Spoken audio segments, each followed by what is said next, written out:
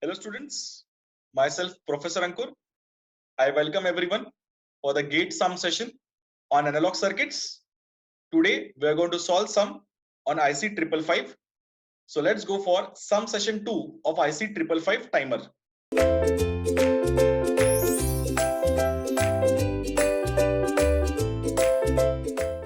So this is from the GATE 1997 EC paper. Let's have a look at the question. The question says, an IC 555 chip has been used to construct a pulse generator. The typical pin connection with components is shown below in the figure for such application. So let's have a look at the figure. So this is the figure. However, it is desired to generate a square pulse of 10 kilohertz frequency. Evaluate value of RA and RB if the capacitor has to be of the value 0.01 microfarad for the configuration circuitry closed. If necessary, you can suggest modification in the external circuitry configuration. So if you look at the diagram carefully, this diagram corresponds to IC 555 as an astable multivibrator because pin number 8 and pin number 7 is connected via a resistance RA. 7 and 2 are having a resistance of RB. 2 and 6 are actually shorted and there is a capacitor C of 0.01 microfarad. Pin number 1 and pin number 5 are actually grounded. So this logic is corresponding to an astable multivibrator. So if it is an astable multivibrator, during the theory session, I have discussed clearly that for this circuit diagram, the on equation will be 0.693 RA plus RB into C and the off time equation will be 0.693 RB into C. Under this situation, you will always get a pulse which is going to be a rectangular pulse with a duty cycle greater than 50%. But if I want a square pulse, we need to go for a duty cycle exactly equal to 50%. To achieve this, I need to connect a diode across the resistance RB. And then after you connect a diode across RB, you will find that the on equation will be 0.693 RA into C and the off time equation will be 0.693 RB into C. And if I make RA equal to RB, you will automatically get the on time of the pulse equal to the off time of the pulse, giving you a resultant square pulse. So if I see the frequency of the pulse as 10 kilohertz, inverse of that will be the time period, and taking half of that half time period will be equal to the on time or it will be equal to the off time. So I just need to equate it with 0.693 RA into C, or I have to equate it with 0.693 RB into C. You will end up at the value of RA and RB that will be exactly the same. Let's go for the solution.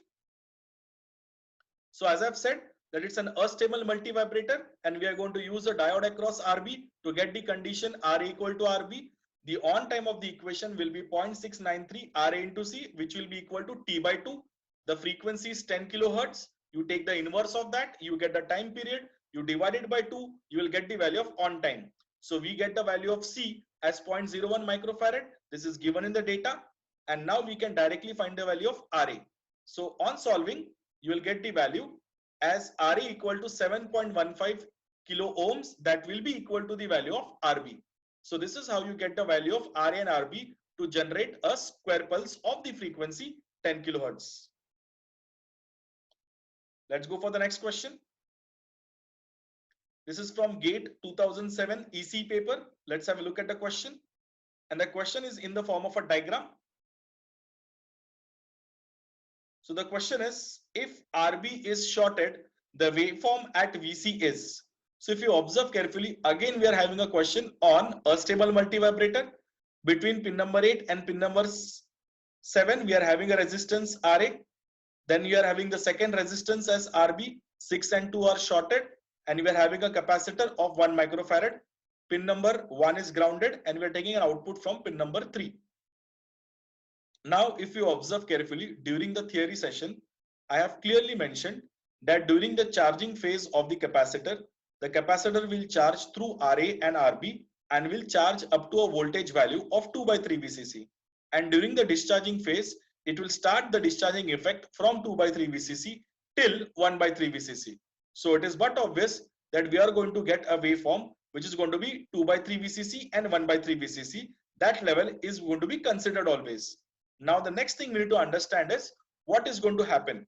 Now, if you observe, if the RB is getting shorted, the capacitor will be directly shorted to the discharge pin for discharging. So in short, the discharging action will be so fast that you will immediately go from 2/3 till 1/3. And again, the charging impact will start till 2/3. So with this logic, we can understand clearly that in this circuitry, the internal control voltage points are 1/3 VCC and 2/3 VCC. So during the charging, the capacitor will definitely charge till 2/3 VCC, and the discharging effect will be very fast due to the absence of the resistance RB. So it will fall till 1/3 VCC immediately, and the cycle will start repeating.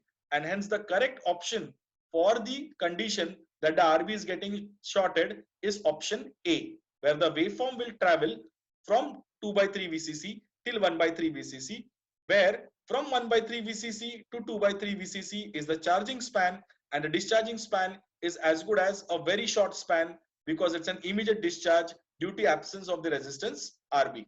So this is the solution, that is option A. Thank you.